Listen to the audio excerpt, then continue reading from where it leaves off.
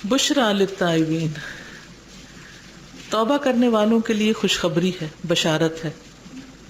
ان ابی ہریرہ رضی اللہ عنہ انہ سمع رسول اللہ صلی اللہ علیہ وسلم یقول ان عبدا اصاب ذنبا فقال یا رب انی اذنبت ذنبا فاغفره لی فقال ربه علم عبدی ان له ربا یغفر الذنب ویأخذ به فغفر له ثم مكث ما شاء الله ثم أصاب ذنبا آخر فقال يا ربي إني أذنبت ذنبا فاغفر لي فقال ربه علم عبدي أن له ربا يغفر الذنب ويأخذ به فقال ربه غفرت لعبدي فليعمل ما شاء۔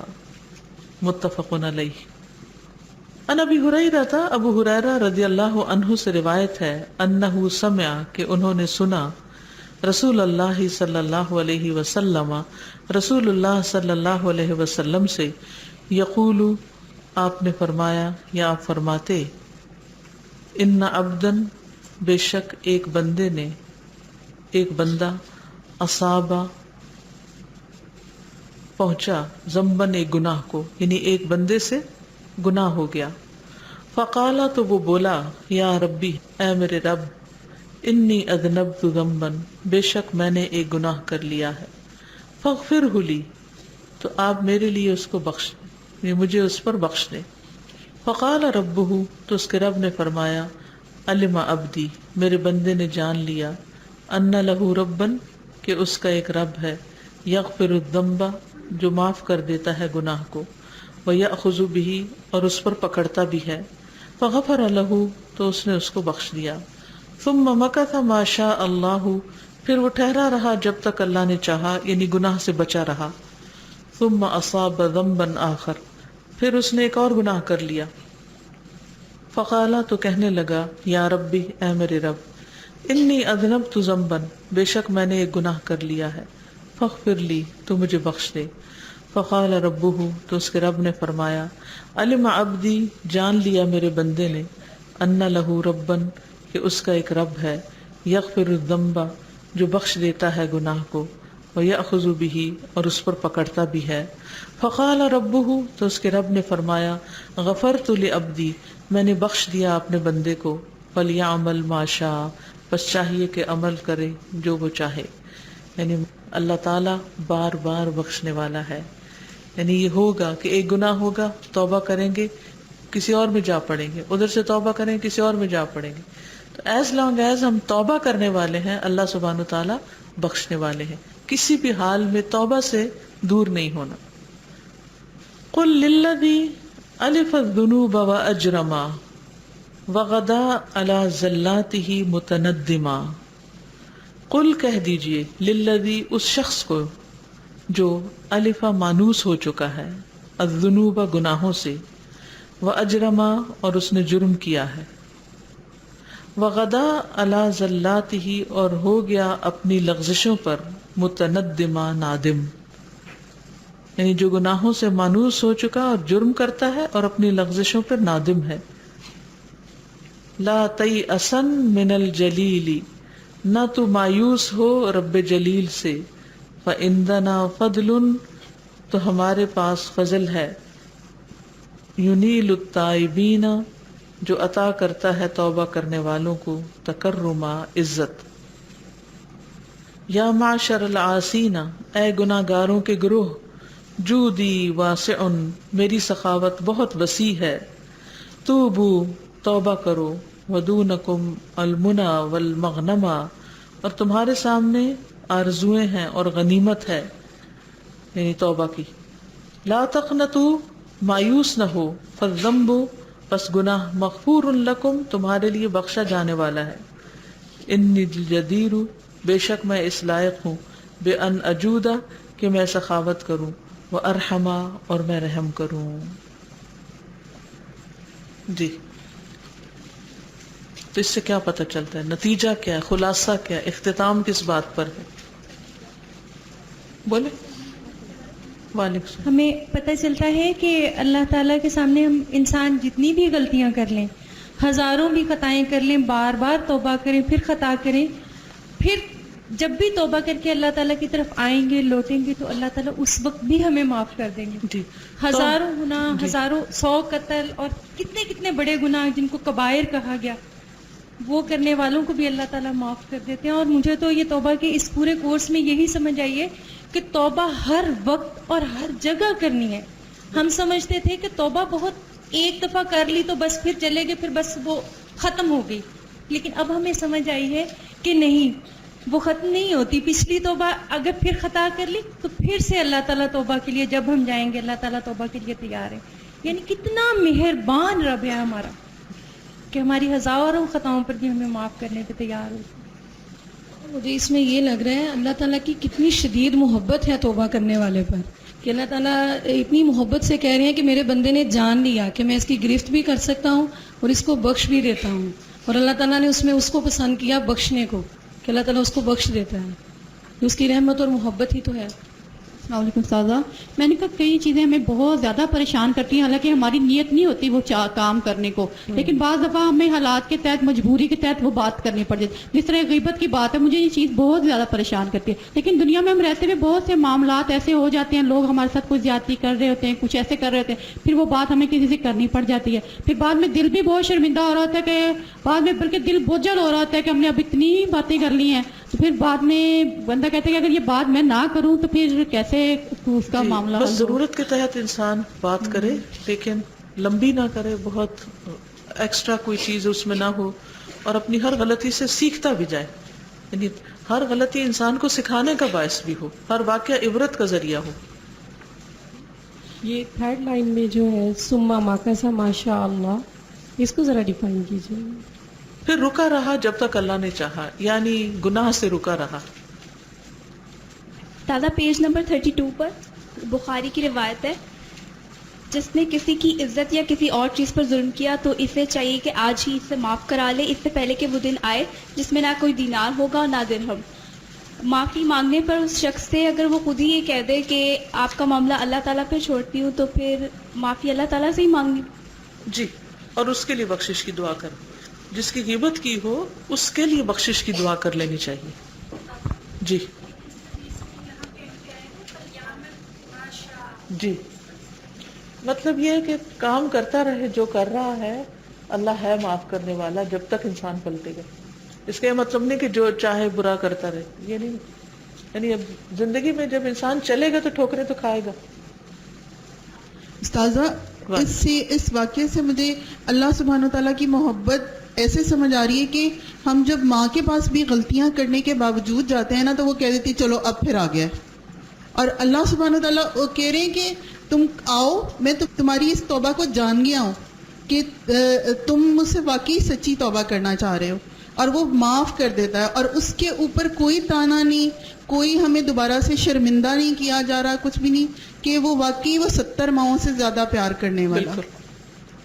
سازا جی مجھے اس بات کی سمجھ آئی ہے کہ سب سے پہلے ہم لوگوں کو اللہ رب العزت کی پہچان کروانی چاہیے کہ جب تک ہم اللہ تعالیٰ کی صفات کے ساتھ اس چیز کو سمجھیں گے نہیں کہ اللہ تعالیٰ کس طرح ہم لوگوں سے ہر پر ہر لمحہ جو ہمارے گناہ ہیں ان کو بخشنے والا ہے، تب تک ہم لوگ اس کی طرف اس کا رجوع نہیں کر سکتے. سب سے پہلے پہچان اللہ کی، اس کے لیے محبت لوگوں کے دلوں میں ڈالیں کہ وہ تو ہر پر ہر لمحہ آپ کو جو سے معاف کرنے کے اوپر ہے، لیکن آپ پلٹ کے تو آؤ. ٹھیک ہے، چلیے. یہ اس کتاب کے جو مصادر ہیں، مدارج السالکین ہے ابن القیم کی، الفوائد ابن القیم کی، الجواب الکافی ابن القیم کی. 3 کتابیں ہیں جن سے اس میں سے میٹر لیا گیا ہے. سید الخاطر اور التبصرہ، یہ 2 کتابیں ہیں ابن الجوزی کی. التوابین ابن قدامہ المقدسی کی کتاب ہے. التوبہ احمد عز الدین البیانونی کی ہے. التوبہ الی اللہ صالح الصدلان کی ہے.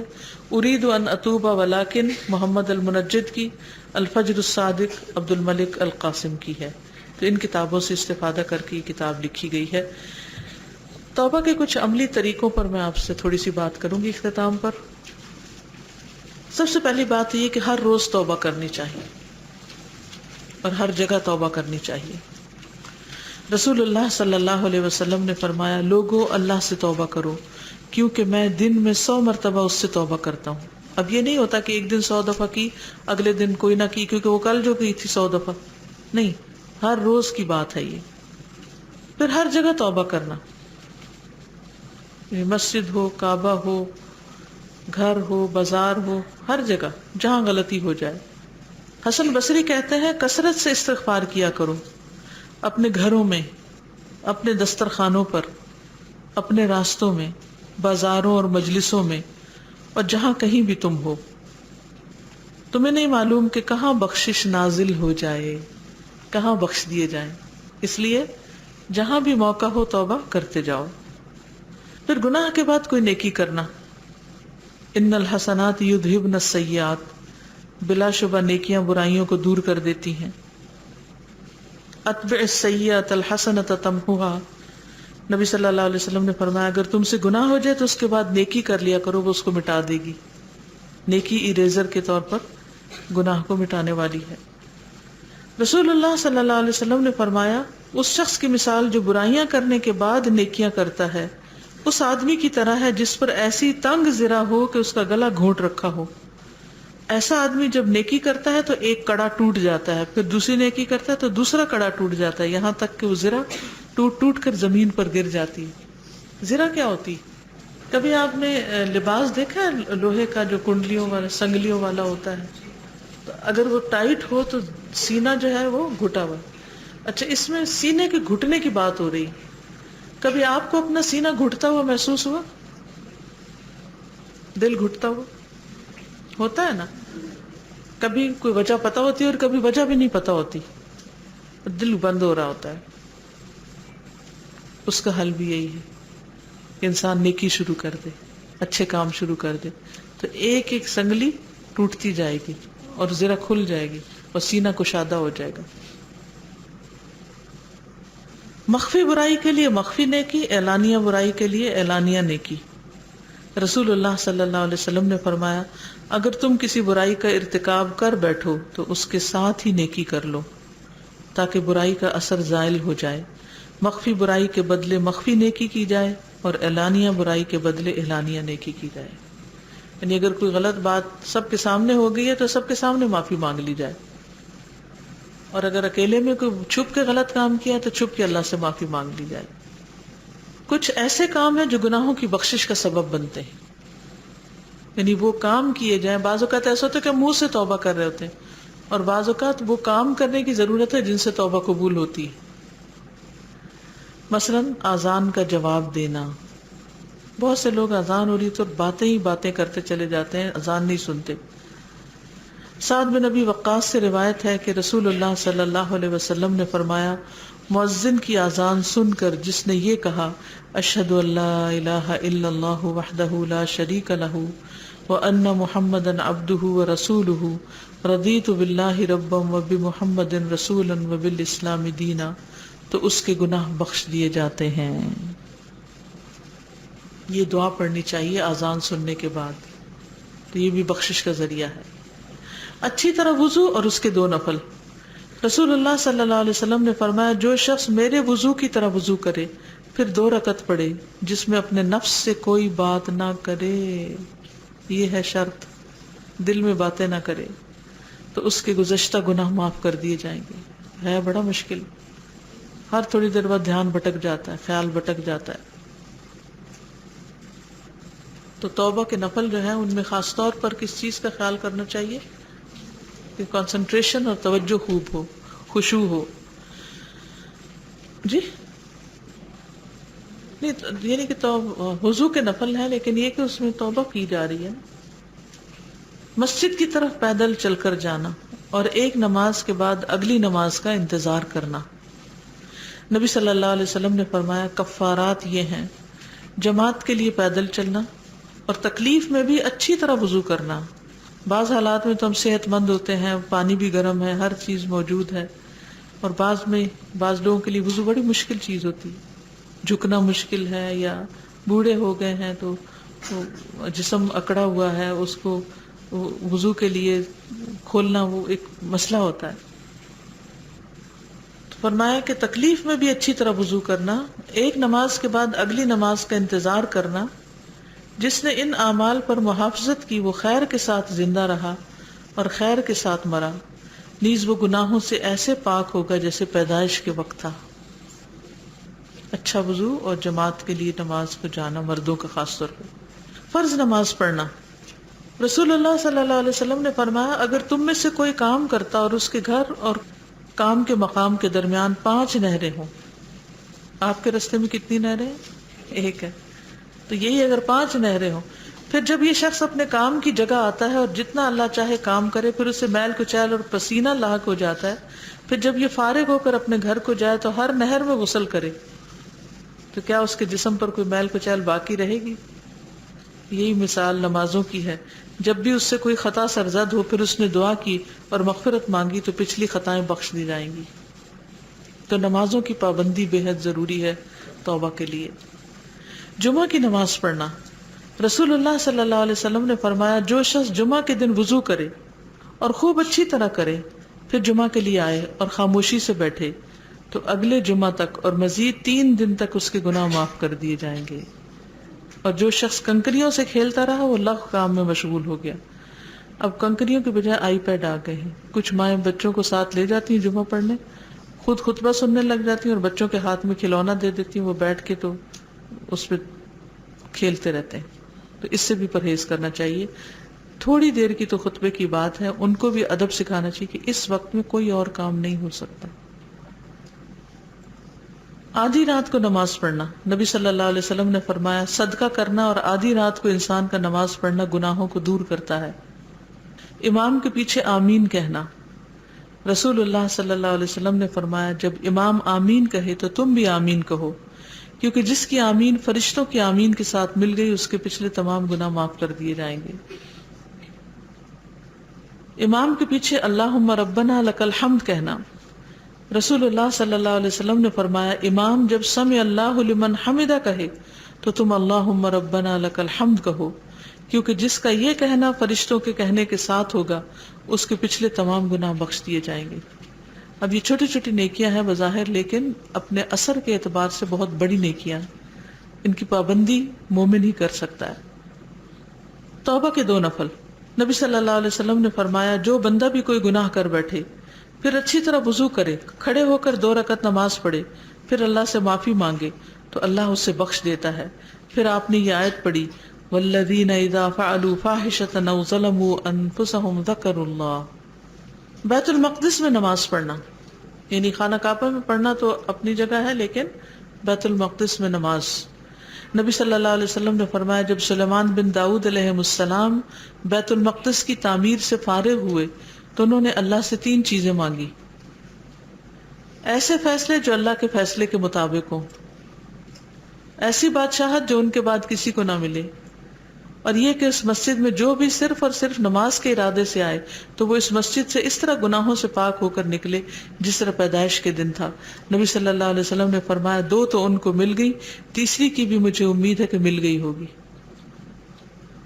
رمضان اور لیلۃ القدر کا قیام، رسول اللہ صلی اللہ علیہ وسلم نے فرمایا جو کوئی شب قدر میں ایمان کے ساتھ اور حصول ثواب کی نیت سے قیام کرے اس کے تمام گزشتہ گناہ بخش دیے جائیں گے، اور جس نے رمضان کے روزے رکھے، رمضان کے روزے ایمان کے ساتھ اور ثواب کی نیت سے رکھے، اس کے گزشتہ تمام گناہ معاف کر دیے جائیں گے۔ کیا چیزیں بخشش کا سبب ہے؟ وضو، نماز، روزہ، حج اور عمرہ۔ رسول اللہ صلی اللہ علیہ وسلم نے فرمایا ایک عمرہ دوسرے عمرے تک درمیان کے گناہوں کا کفارہ ہوتا ہے۔ پھر رسول اللہ صلی اللہ علیہ وسلم نے فرمایا اور یقیناً حج اپنے سے پہلے کے تمام گناہوں کو مٹا دیتا ہے، حج سے پچھلے سارے گناہ معاف ہو جاتے ہیں۔ حجر اسود اور رکن یمانی کو چھونا، نبی صلی اللہ علیہ وسلم نے فرمایا رکن یمانی اور حجر اسود کا استلام کرنا گناہوں کو بالکل مٹا دیتا ہے، گر جاتے ہیں سب گناہ۔ صدقہ کرنا، کعب بن مالک اپنی توبہ کے قصے میں روایت کرتے ہیں میں نے کہا اللہ کے رسول میری توبہ کا اللہ اور اس کے رسول کے لیے شکرانہ یہ ہے کہ میں اپنا سب مال اللہ اور اس کے رسول کے لیے صدقہ کر دوں۔ آپ نے فرمایا ایسا مت کرو۔ میں نے کہا آدھا مال؟ آپ نے فرمایا نہیں۔ میں نے عرض کیا تہائی مال؟ آپ نے فرمایا ہاں۔ تو میں نے کہا میں اپنا خیبر والا حصہ رکھ لیتا ہوں اور باقی صدقہ۔ مجالس ذکر میں شرکت یہ بھی گناہوں کی بخشش کا ذریعہ بنتے ہیں. رسول اللہ صلی اللہ علیہ وسلم نے فرمایا جب کوئی جماعت اکٹھی ہو کر اللہ کا ذکر کرتی ہے اور اس سے اس کا مقصد صرف اللہ کی رضا ہوتی ہے تو آسمان سے ایک منادی آواز لگاتا ہے کہ تم اس حال میں کھڑے ہو کہ تمہارے گناہ معاف ہو چکے، تمہارے گناہ نیکیوں میں بدل دیے گئے. تم اس حال میں کھڑے ہو کہ تمہارے گناہ معاف ہو گئے. ایسا نہیں ہوتا کہ جب ہم ایسی مجلسوں سے اٹھ کے جاتے ہیں تو ہم بہت ہلکا پھلکا محسوس کرتے ہیں، چاہے آگے بہت سے کام بھی ہوں لیکن اس کے باوجود ایک خاص قسم کی راحت ہوتی ہے. والدین کے ساتھ کوئی نیکی کرنا. ایک شخص نے رسول اللہ صلی اللہ علیہ وسلم کی خدمت میں حاضر ہو کر عرض کیا، یا رسول اللہ، مجھ سے ایک بہت بڑا گناہ سرزد ہو گیا ہے، کیا میرے لیے توبہ کی گنجائش ہے؟ تو رسول اللہ صلی اللہ علیہ وسلم نے اس سے پوچھا، کیا تمہارے والدین زندہ ہیں؟ اس نے کہا نہیں. آپ نے پوچھا، کیا تمہاری خالہ زندہ ہے؟ اس نے کہا ہاں. تو رسول اللہ صلی اللہ علیہ وسلم نے فرمایا، جاؤ اور اس سے حسن سلوک کرو. تو لوگوں سے اچھا سلوک کرنا جو ہے یہ بھی انسان کے گناہوں کی معافی کا ذریعہ بنتا ہے. اخلاقیات سے متعلق بیماری میں اللہ کی تعریف کرنا. یاد رہے گی یہ بات، بیماری میں اللہ کی تعریف کرنا. نبی صلی اللہ علیہ وسلم نے فرمایا، اللہ عز و جل فرماتا ہے جب میں اپنے بندوں میں سے کسی مومن بندے کو آزماتا ہوں اور وہ اس آزمائش پر بھی میری تعریف کرتا ہے تو جب وہ اپنے بستر سے اٹھتا ہے وہ اپنے گناہوں سے اس دن کی طرح پاک صاف ہوتا ہے جس دن اس کی ماں نے اسے جنم دیا تھا. بالکل معصوم بچہ. یہ کس کے لیے اجر؟ جو بیماری میں اللہ کی تعریف کرے. راستے سے تکلیف دہ چیز ہٹانا. رسول اللہ صلی اللہ علیہ وسلم نے فرمایا، ایک شخص سے اگلے پچھلے گناہوں کو صرف اس لیے معاف کر دیا گیا کہ اس نے لوگوں کے راستے سے کانٹے دار شاخ ہٹا دی تھی، یعنی جو راستہ اٹکا رہی تھی. کیا سیکھا؟ ایک تو ہے کہ ایکٹیو توبہ کرنا کہ اللہ میرے سے گناہ گئے تو مجھے معاف کر دے، اور دوسرا طریقہ کیا ہے؟ نیکیوں کے کاموں کی کثرت، تاکہ ساتھ ساتھ صفائی ہوتی رہے. چھوٹی چھوٹی نیکیاں بھی گناہوں کو مٹاتی جائیں گی. مجھے تو اس پورے چیپٹر کتاب اور ان ساری جو توبہ سے متعلق باتیں، اس کا مطلب یہ بنتا ہے کہ ہمیں یہ سارا کچھ ہیلپ کر رہا ہے کہ ہم اللہ کے بندے بن جائیں، اللہ والے بن جائیں، اللہ سے ہمارا تعلق درست ہو جائے، اپنی زندگی کے مقصد کو پورا کر سکیں. استاذہ، یہ فرشتوں سے موافق ہونے سے کیا مراد ہے؟ آمین فرشتوں سے موافق ہو جائے. اس وقت فرشتے بھی آمین کہہ رہے ہوتے ہیں نا، تو اگر وہ ایک ہی آواز ہو، ایک آواز، یعنی ہماری آواز جس وقت ہم بول رہے ہوں فرشتے بھی اسی وقت بول رہے ہوں تو وہ دونوں اکٹھے ہو گئے. بات پوچھنی ہے، وہ کوئی اس سے ریلیٹڈ نہیں ہے کہ جمعہ کی نماز عورت یہاں نہیں پڑھتی. پڑھ سکتی، کیوں نہیں پڑھتی؟ تو مسجد میں پڑھنا ہوتا ہے. ہاں جی، گھر میں تو نہیں پڑھ سکتی. تو جب حرمین شریف میں جاتی ہیں تو وہاں جمعہ کی نماز ہوتی ہے، تو اس کی کتنی رکعتیں ہوتی ہیں وہ اور کیا کیا ہوتی ہیں، یہ مجھے سمجھ نہیں آتا. پھر ہم موضوع سے ہٹ جائیں گے، لیکن یہ ہے کہ مسجد میں داخلے کے 2 نفل ہوتے ہیں، اس کے بعد امام کے پیچھے 2 رکعتیں ہوتی ہیں. مسجد میں اس کے بعد 4 رکعتیں پڑھنی ہوتی ہیں، 2 کر کے. گھر آ کے 2 رکعتیں پڑھ سکتے ہیں اگر مسجد میں نہ پڑھی ہوں. یہ جمعے کے بعد، یعنی ظہر کی نماز سے فرق ہے یہ. ٹھیک ہے، ظہر کی نماز میں 4 سنت پہلے ہوتی ہے، پھر بعد میں 2 سنت ہوتی ہے. تو اس میں پہلے 4 سنتیں کچھ نہیں ہوتی، صرف مسجد میں کوئی سنتیں نہیں ہوتی، وہ مسجد میں داخلے کے نفل ہوتے ہیں. پھر 2 فرض پڑھے جمعہ کے، اس کے بعد 2 سنتیں، پھر 2 سنتیں 2 سلام کے ساتھ. اور اگر آپ وہاں سے اٹھ جاتے ہیں، گھر آ جاتے ہیں، تو گھر آ کے بھی 2 رکعتیں پڑھ سکتے ہیں. نہیں، رکن یمانی کو چوم نہیں سکتے، ہاتھ لگا سکتے ہیں. 2 ہاتھوں سے نہیں، 1 ہاتھ سے بھی کافی. السلام علیکم.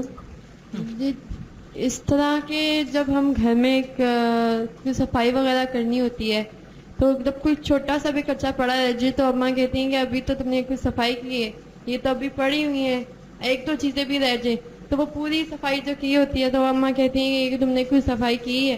تو یہ ہے کہ اگر ہم نے توبہ کرنی ہے تو ہماری یہ چھوٹی چھوٹی نیکیاں بھی، کہ راستے سے کوئی چیز ہٹا دینا، اتنی چھوٹی سی بات ہے کہ راستے سے آپ کوئی چیز ہٹا دو کہ تو اس میں بھی آپ کی بخشش ہے. تو اللہ تعالیٰ کتنے اچھے ہیں. اللہ کانشیس مسلم بنایا جا رہا ہے نا، ہمیں غافل نہیں رہنا. چلیے، ذکر اذکار سے متعلق کچھ حدیثیں ہیں جو بخشش کا باعث ہیں. نماز کے بعد کی تسبیحات. ابو ہریرہ رضی اللہ عنہ سے روایت ہے کہ رسول اللہ صلی اللہ علیہ وسلم نے فرمایا، جس آدمی نے ہر نماز کے بعد 33 مرتبہ سبحان اللہ، 33 مرتبہ الحمدللہ اور 33 مرتبہ اللہ اکبر کہا تو یہ 99 کلمات ہو گئے، اور 100 کا عدد پورا کرنے کے لیے لا الہ الا اللہ وحدہ لا شریک لہ لہ الملک و لہ الحمد وہو علی کل شیء قدیر کہہ لیا تو اس کے سارے گناہ معاف کر دیے جائیں گے، چاہے وہ سمندر کی جھاگ کے برابر کیوں نہ ہو۔ 1 منٹ سے 1.25 منٹ لگتا ہے ان کلمات کو پڑھنے میں۔ کیا ہمارے پاس نماز کے بعد 1 منٹ کا صبر نہیں کہ ہم مصلی پہ بیٹھ کے یہ تسبیحات پڑھ لیں کہ جو ہمارے لیے جنت کا داخلہ آسان کر دیں اور سارے گناہوں کی معافی کا ذریعہ بنے؟ 100 بار سبحان اللہ پڑھنا۔ سعد رضی اللہ عنہ سے روایت ہے کہ ہم رسول اللہ صلی اللہ علیہ وسلم کے پاس بیٹھے تھے تو آپ نے فرمایا، کیا تم میں سے کوئی ہر دن 1000 نیکیاں کرنے سے عاجز ہے؟ آپ کے پاس بیٹھے لوگوں میں سے کسی نے پوچھا، ہم میں کوئی آدمی 1000 نیکیاں کیسے کر سکتا ہے؟ آپ نے فرمایا، جو آدمی 100 مرتبہ سبحان اللہ پڑھتا ہے اس کے لیے 1000 نیکیاں لکھ دی جاتی ہیں اور 1000 غلطیاں مٹا دی جاتی ہیں۔ صحیح مسلم کی روایت ہے یہ۔ سبحان اللہ سبحان اللہ سبحان اللہ 100 بار 100 بار سبحان اللہ و بحمدہ پڑھنا۔ رسول اللہ صلی اللہ علیہ وسلم نے فرمایا، جو شخص سبحان اللہ و بحمدہ ایک دن میں 100 بار کہے تو اس کے گناہ معاف کر دیے جاتے ہیں، اگرچہ سمندر کی جھاگ کے برابر ہی کیوں نہ ہو۔ پھر یہ کلمات پڑھنا، لا الہ الا اللہ واللہ اکبر والحمد للہ وسبحان اللہ ولا حول ولا قوۃ الا باللہ۔ یہ جملے اس کے سارے گناہوں کا کفارہ بن جائیں گے، اگرچہ وہ سمندر کی جھاگ برابر ہی کیوں نہ ہو۔ یہ حدیث ہے، رسول اللہ صلی اللہ علیہ وسلم نے فرمایا جو آدمی یہ جملے کہہ لے۔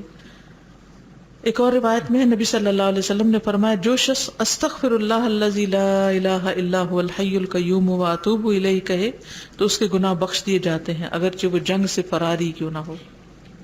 ایک اور حدیث ہے، علی رضی اللہ تعالیٰ عنہ سے مروی ہے کہ ایک مرتبہ رسول اللہ صلی اللہ علیہ وسلم نے مجھ سے فرمایا، کیا میں تمہیں ایسے کلمات نہ سکھا دوں کہ جب تم انہیں ادا کر لو تو تمہارے گناہ معاف کر دیے جائیں گے، حالانکہ وہ تمہارے لیے پہلے ہی معاف کیے جا چکے۔ یہ کلمات کہا کرو، لا الہ الا اللہ الحلیم الکریم، لا الہ الا اللہ العلی العظیم، سبحان اللہ رب السماوات السبع ورب العرش العظیم، الحمد للہ رب العالمین۔ سوتے وقت یہ دعا پڑھنا۔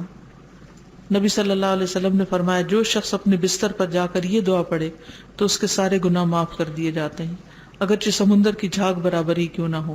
لا الہ الا اللہ وحدہ لا شریک لہ لہ الملک و لہ الحمد وہو علی کل شیء قدیر ولا حول ولا قوۃ الا باللہ سبحان اللہ والحمد للہ ولا الہ الا اللہ واللہ اکبر۔ لباس پہننے کے بعد یہ دعا پڑھنا۔ رسول اللہ صلی اللہ علیہ وسلم نے فرمایا، جو شخص لباس پہن کر یوں پڑھے، الحمدللہ الذی کسانی ھذا الثوب ورزقنیہ من غیر حول منی ولا قوۃ، تو اس کے گزشتہ گناہ معاف کر دیے جائیں گے۔ کھانے کے بعد دعا پڑھنا۔ رسول اللہ صلی اللہ علیہ وسلم نے فرمایا، جو کھانا کھا کر یوں کہے، الحمدللہ الذی اطعمنی ھذا ورزقنیہ من غیر حول منی ولا قوۃ، اس اللہ کا شکر جس نے مجھے یہ کھانا کھلایا اور مجھے رزق عطا فرمایا جس میں میری کوئی قوت اور طاقت شامل نہیں، اس کے گزشتہ گناہ معاف کر دیے جائیں گے۔ یعنی کھانا کھا رہے ہیں، کپڑا پہن رہے ہیں اور دعا پڑھ کے اپنے گناہ بخشوا رہے ہیں۔